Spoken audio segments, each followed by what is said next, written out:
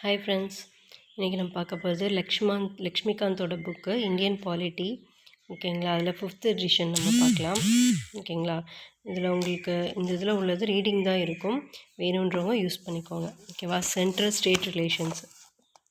ஓகேவா, இது ரீட் பண்ணாலே அவ்வளோ இருக்கும் லக்ஷ்மிகாந்த் புக்கில், உங்களுக்கு தெரியும்.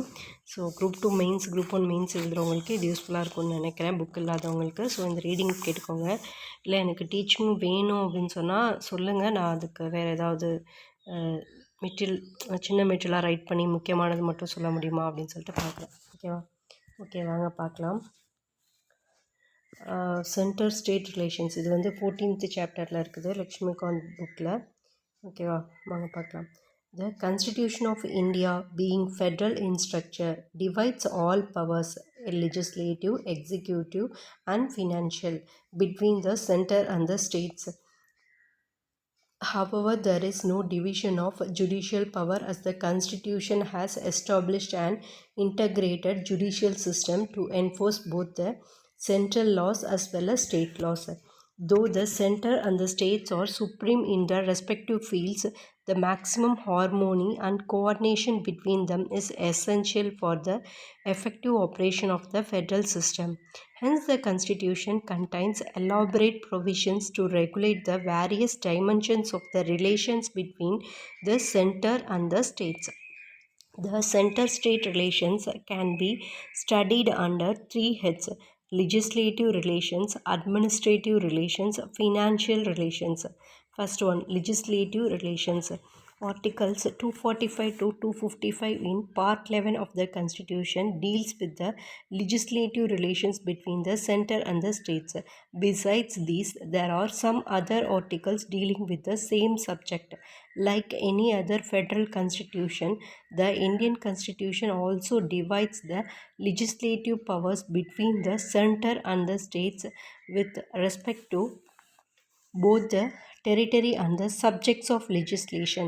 Further, the Constitution provides for the parliamentary legislation in the state field under 5 extraordinary situations, as well as the center's control over state legislation in certain cases.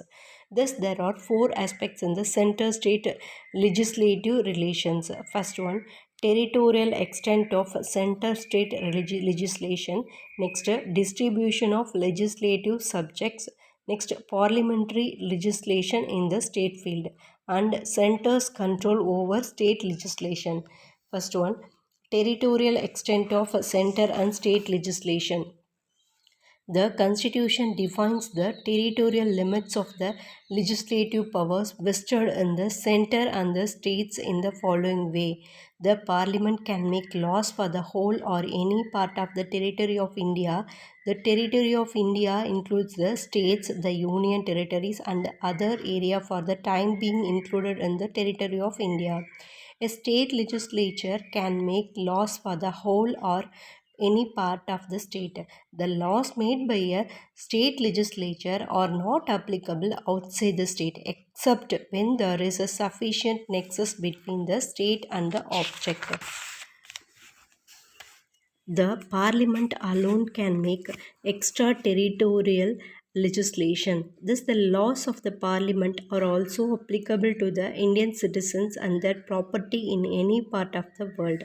However, the Constitution places certain restrictions on the plenary territorial jurisdiction of the Parliament. In other words, the laws of Parliament are not applicable in the following areas. The President can make regulations for the peace, progress, and good government of the 4 union territories: the Andaman, Nicobar Islands, Lakshadweep, Tetranagar Haveli, and Daman and Diu. A regulation so made has the same force and effect as an act of parliament. It may also repeal or amend any act of parliament in relation to these union territories. The governor is empowered to direct that an act of parliament does not apply to a scheduled area in the state or apply with specified modifications and exceptions. The governor of Assam may likewise direct that an act of parliament does not apply to a tribal area autonomous district in the state or apply with specified modifications and exceptions. The president enjoys the same power with respect to tribal areas, autonomous districts in Meghalaya, Tripura, and Mizoram. Next, distribution of legislative subjects. The constitution provides for a threefold distribution of legislative subjects between the center and the states. That is, list 1, the union list 2, the state list 3, the concurrent list, and the seventh schedule. The parliament has exclusive powers to make laws with respect to any of the matters enumerated in the union list. The list has at present 100 subjects, originally 97 subjects, like defense, banking, foreign affairs, currency, atomic energy, insurance, communication, interstate trade, commerce, census, audit, and so on. The state legislature has, in normal circumstances, exclusive powers to make laws with respect to any of the matters enumerated in the state list. This has at present 61 subjects, originally 66 subjects, at present 61 subjects, like public order, police, public health, sanitation, agriculture, prisons, local government, fisheries, markets, theatres, gambling, and so on. Both the parliament and state legislature can make laws with respect to any of the matters enumerated in the concurrent list. This list has at present 52 subjects, originally 47 subjects, like criminal law and procedure, civil procedure, marriage and divorce, population control and family planning, electricity, labor welfare, economic and social planning, drugs, newspapers, books, and printing press, and others. The 42nd Amendment Act of 1976 transferred 5 subjects to concurrent list from state list, that is education, forest, weights and measures, protection of wild animals and birds, and administration of justice. Constitution and organization of all courts except the Supreme Court and the High Courts. The power to make laws with respect to residuary subjects, that is, the matters which are not enumerated in any of the three lists, is vested in the parliament. This residuary power of legislation includes the power to levy residuary taxes. From the above scheme, it is clear that the matter of national importance and the matters which require uniformity of legislation nationwide are included in the union list. The matters of regional and local importance and the matters which permit diversity of interest are specified in the state list. The matters on which uniformity of legislation throughout the country is desirable but not essential that are enumerated in the concurrent list. Thus, it permits diversity along with uniformity. In US, only the powers of the federal government are enumerated in the constitution and the residuary powers are left to the states. In US, only the powers of the federal government are enumerated in the constitution and the residuary powers are left to the states.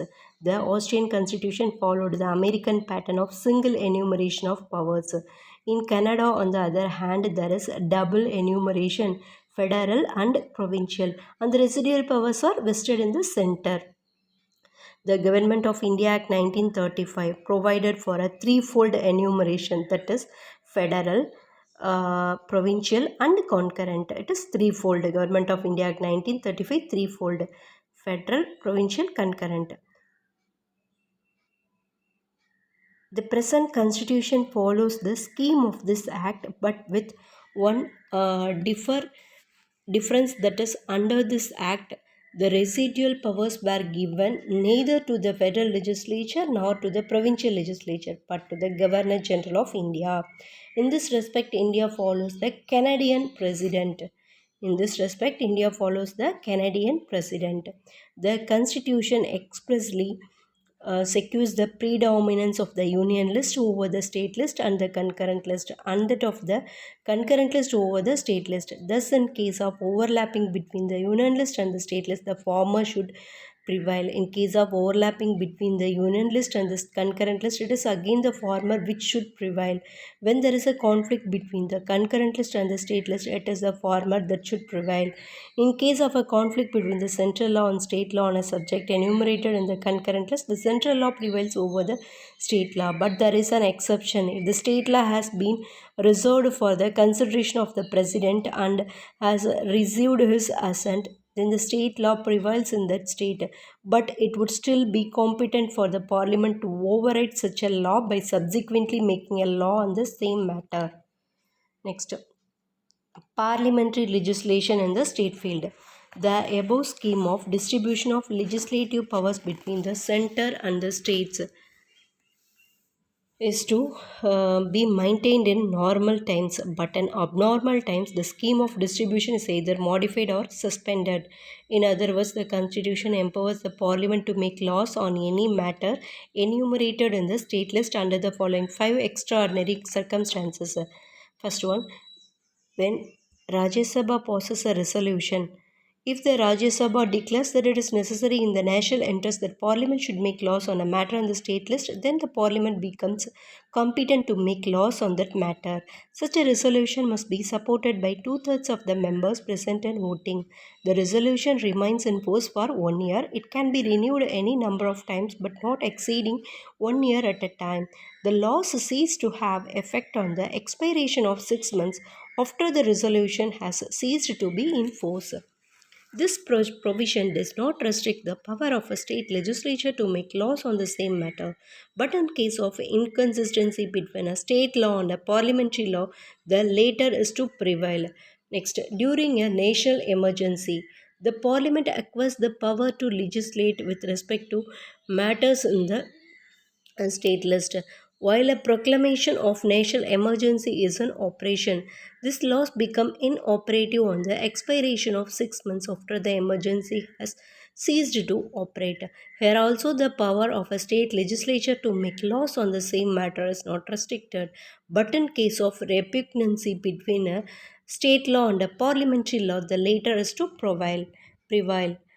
When state makes a request, when the legislature of two or more states pass resolutions requesting the parliament to enact laws on a matter in the state list, then the parliament can make laws for regulating this matter.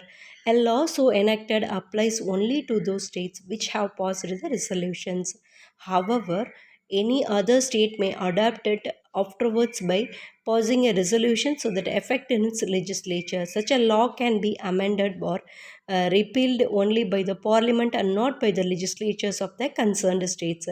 The effect of passing a resolution under the above provision is that the parliament becomes entitled to legislate with respect to a matter for which it has no power to make a law. On the other hand, the state legislature ceases to have the power to make law with respect to that matter. The resolution operates as abdication or surrender of the power of the state legislature with respect to that matter, and it is placed entirely in the hands of parliament, which alone can then legislate with respect to it. Some examples of laws passed under the above provision, that is, when state makes a request.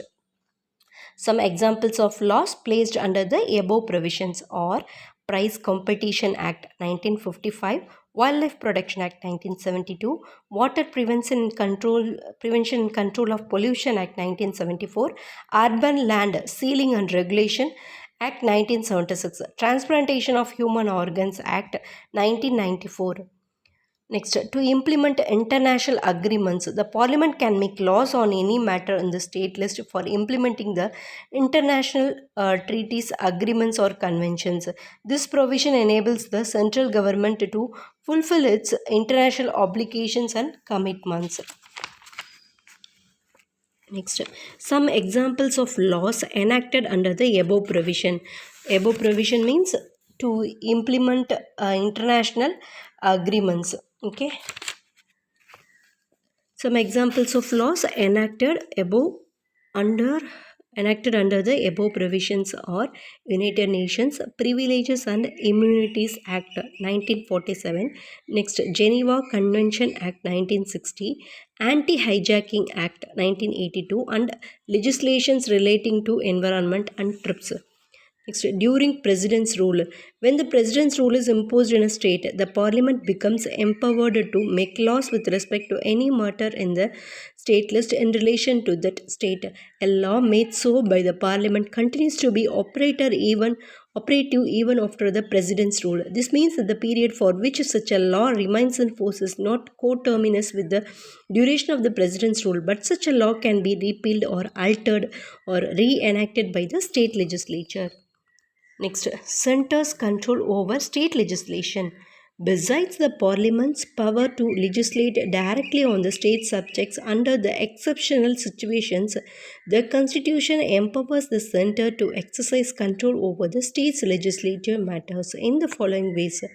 The governor can reserve certain types of bills passed by the state legislature for the consideration of the president. The president enjoys absolute veto over them. Bills on certain matters enumerated in the state list can be introduced in the state legislature only with the previous sanction of the president. For example, the bills imposing restrictions on the freedom of trade and commerce. The president can direct the states to reserve money bills and other financial bills passed by the state legislature for the consideration during a financial emergency. From the above, it is clear that the Constitution has assigned a provision of superiority to the center in the state legislative sphere. In this context, the Sarkaria Commission on Center-State Relations 1983 to 87 observed the rule of federal supremacy is a technique to avoid absurdity, resolve conflict, and ensure harmony between the union and the state laws. If this principle of union supremacy is excluded, it is not difficult to imagine its deleterious results. There will be every possibility of our two-tier political system being stultified by interference, strife, legal chores, and confusion caused by a host of conflicting laws, much to be bewilderment of the common citizens. Integrated legislative policy and uniformity on basic issues of common union state concern will be stymied. The federal principle of unity in diversity will be very much a casualty. This rule of federal supremacy, therefore, is indispensable for the successful functioning of the federal system.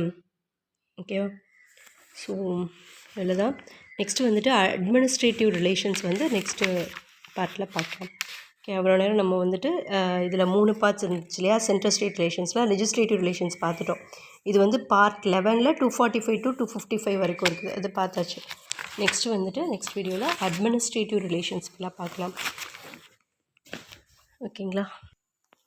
இப்போது நீங்கள் பார்த்தது எல்லாமே உங்களுக்கு full and full reading மட்டும்தான் இருக்கும். உங்களுக்கு இந்த video எந்தளவுக்கு யூஸ்ஃபுல்லாக இருக்குன்னு தெரியல.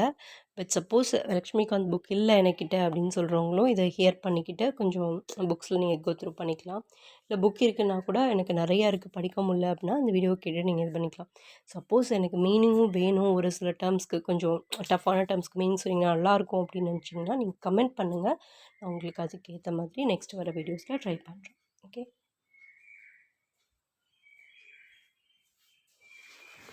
okay, bye.